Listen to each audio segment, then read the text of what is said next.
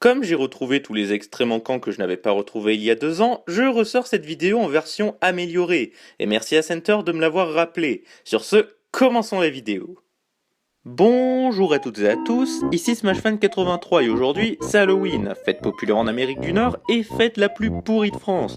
Non franchement Halloween, les fois où j'ai fait plus jeune en groupe, c'est juste pour demander des bonbons dans des costumes horribles, avec des gens horribles, des blagues horribles. Moi je me dis dans ces cas-là j'aurais vachement préféré prendre un séjour en Transylvanie avec Dracula, Bayonetta, Gruntilda, Bouzette, en train de boire du rouge toute la soirée et bon plus sérieusement. Quand j'étais petit, je regardais beaucoup la télévision et à l'époque la TNT n'avait pas une vingtaine de chaînes comme aujourd'hui. Pas de Gulli ou de France 4 pour ton petit frère, pas de W9 ou de Énergie 12 pour ta grande sœur. Non, nous on avait juste TF1, France 2, France 3, Canal+, qui était limité, France 5, M6 et Arte. Si tu voulais voir des dessins animés le matin, il fallait être là de 6h à 10h du matin. Après, c'était télé-shopping pour les pigeons. Bref, comme petit j'avais des peurs assez étranges, certains trucs tout cons que je voyais à la télé devenaient complètement malsains pour moi. Pourtant, fallait pas s'inquiéter, le CSA était présent et on ne pouvait pas diffuser tout et n'importe quoi à telle heure. Cette vidéo va être très what the fuck, mais ne sera pas flippante si vous n'avez pas de troubles particuliers. Aujourd'hui, laissez-moi vous présenter les choses que j'avais peur dans certaines émissions télévisées, pour passer un Halloween de merde à la française. Bon, commençons.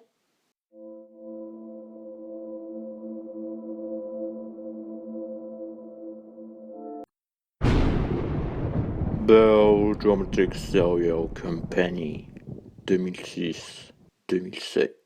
Ceci, c'était avec Les Feux de l'amour, série américaine débutée dans les années 70, toujours diffusée de nos jours avec plus de 11 000 épisodes à son actif. Cette série chiante, très chiante, est diffusée en France sur TF1. Aujourd'hui, ça passe avant les 12 coups de midi, mais avant, ça passait après le journal de 13h. Bref, après l'écran de fin présentant tout le casting, les sociétés de production se présentent à leur tour. Notez que ceci est commun à la fin des émissions nord-américaines. Elles sont souvent accompagnées d'un jingle de 3 à 5 secondes. Sauf que pour vous, c'est banal. Mais moi, la plupart, je les trouvais malsains. Le meilleur exemple, c'est Les Feux de l'amour avec Bell Dramatic Serial Company et Sony Pictures Television. Surtout le premier. Écoutez. Bon, aujourd'hui j'en rigole, mais j'ai déjà fait 2 cauchemars vers mes 4 ans à cause de ça. Le premier, j'étais assis sur le lit de mes parents et paf, je suis tombé pendant que le jingle du studio est joué.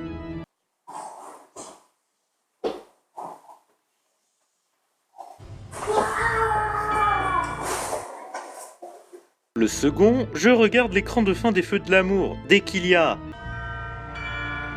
Le jingle s'arrête, puis une lèvre rouge apparaît et sourit avec un bruit chelou. Ensuite, il est mécontent. Je me cache sous le lit de mes parents, je soulève la couverture et paf, la télé m'attaque. Ah oui, je vous avais prévenu que ça allait être what the fuck. Donc la prochaine fois que les cloches des églises sonnent, fuyez. J'adore rire. La boîte diabolique dans le destin de Lisa, 2007. Vers la même année que mes cauchemars avec Bell Dramatic Serial Company, Le Destin de Lisa est diffusé en France.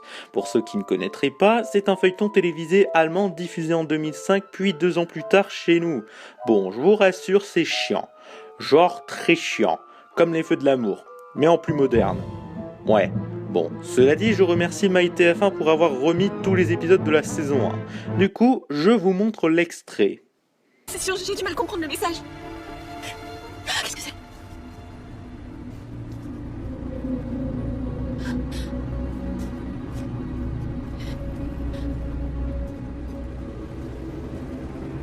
Faites très attention, Lisa. Soyez prudente.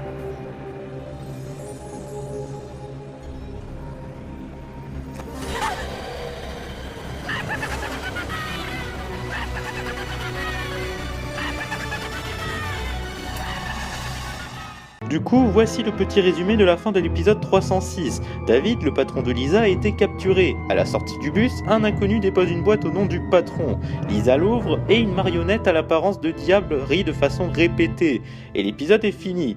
Au début du prochain épisode, je vous laisse voir.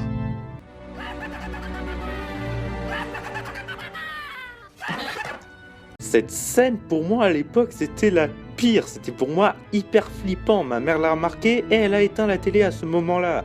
J'ai jamais fait de cauchemar pour ce truc, mais c'était très effrayant quand même. Maman, c'est fini. en Juste pour rire, 2008-2009. Pendant l'écran de fin de Juste pour rire, qui est à l'origine un festival humoristique qui se déroule tous les ans à Montréal au Québec, qui est également diffusé à la télévision et en France c'était sur TF1. Bref, après toutes les blagues à la con, le public se retire et Victor, la mascotte du festival, arrive et hurle.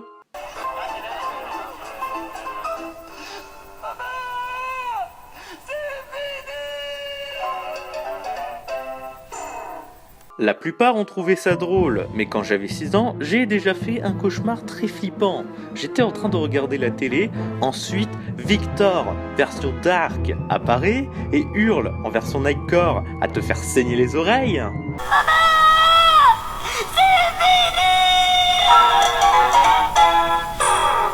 La prochaine fois, faites très attention au diable vert. La toxicité est si dangereuse qu'elle vous entraîne en enfer. Vous ne me croyez pas? Ok, tant pis. Campagne contre le cyberharcèlement 2009. Quand j'avais 6 ans, une pub de campagne lancée par la Commission européenne contre le harcèlement en ligne a été diffusée à la télévision. Je vous laisse la voir.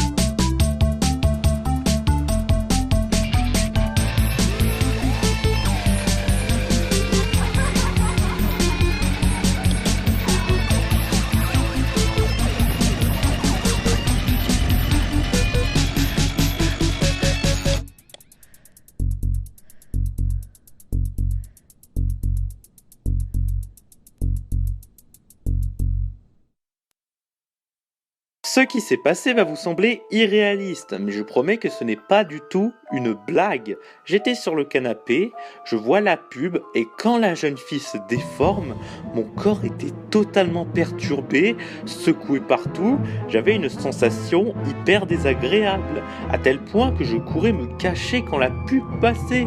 C'est comme si Satan vous possédait pendant 30 secondes avant de disparaître. Donc si ça vous arrive un jour, envoyez Satan au 666, sexy et vachement viril, pour un mobile chaudement diabolique, Satan au 666. Pub pour Volkswagen Touran TDI 2010. C'est l'avant-dernière du classement et c'est du moins la moins flippante. Bref, j'avais 7 ans et une pub pour Volkswagen du modèle Touran TDI passait à la télé. Je vous la montre.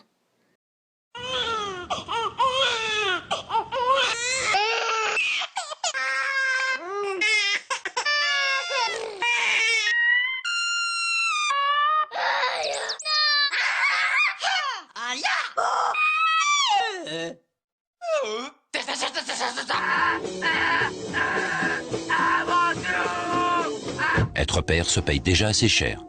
Touran TDI, à partir de 18 490 €. Oui, c'est stupide, mais je trouvais cette pub hyper désagréable. Et comme pour la précédente pub, je me cachais à chaque fois que ça passait. Pourquoi? Parce que ça criait comme des dingues. Autant vous dire que j'étais pas du tout de ce tempérament, petit, hein. Ah, dans la pub, ça me faisait tellement flipper que le jeune homme là, je croyais que c'était une jeune fille. Voilà. La poupée a l'apparence de bouffon, Irene en Ghost Whisperer, en dominante. Pour finir, parlons de la plus flippante chose que j'ai vue à la télévision. Dans l'épisode 17 de la saison 1 de Ghost Whisperer, série fantastique américaine diffusée en 2005, soit en même temps que Le Destin de Lisa en Allemagne, en France c'est apparu en 2006, mais je me rappelle plus l'avoir vu vers 2008-2009, sur TF1 bien sûr. Oui, tout ce que je vous ai raconté précédemment, ça se passait sur cette chaîne, on ne mettait que ça à l'époque, et c'est normal vu qu'il y avait seulement cette chaîne à l'époque. Bon bref, vous voulez voir la scène, c'est ça? Bah bon courage.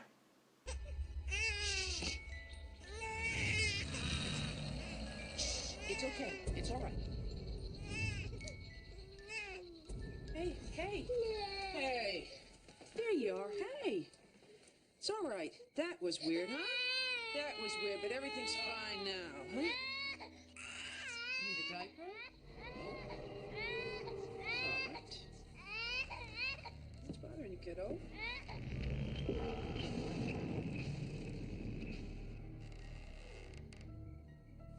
It's all right. Who's there? Who is it? Who's there? Ça vous a fait peur? Quand j'avais 8 ans, moi, oui. La poupée était tellement moche, tellement flippante, que j'ai fait mon pire cauchemar. Et je m'en rappelle d'une. J'étais dans le salon avec mes parents. Ensuite, je monte les escaliers pour aller dans ma chambre. Et derrière moi, la poupée se met à rire et je me suis évanoui. Depuis, j'ai fui cette série à chaque fois qu'elle passait pendant plusieurs mois, avant de prendre de la maturité, et après, les cauchemars auront disparu comme par magie. Aujourd'hui, je peux regarder un film d'horreur sans être effrayé ou traumatisé tout au long du film, en sachant que c'est de la fiction et que c'est réalisé par des êtres humains, pas par Satan. Voilà!